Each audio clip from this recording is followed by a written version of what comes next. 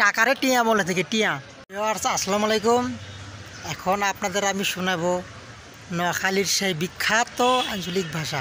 কাঁঠালকে cuddle বলি, রান্নাঘরকে রসিঘর বলি, পানিকে হানি বলি, টাকাকে টিয়া বলি টিয়া।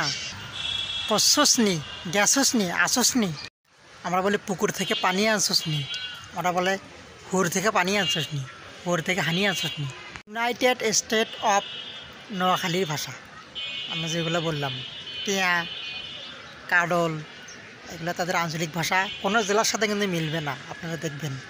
তবে আশপাশের জেলাগুলো আছে লক্ষ্মীপুর, নোয়াখালী, ফেনী, ওদের সাথে কিছুটা মিল পাবেন। কি বাকি 64টা জেলার সাথে ওদের ভাষায় মিল পাবেন না, কারণ নোয়াখালীদের ভাষা একটু অন্যরকম হয়ে থাকে।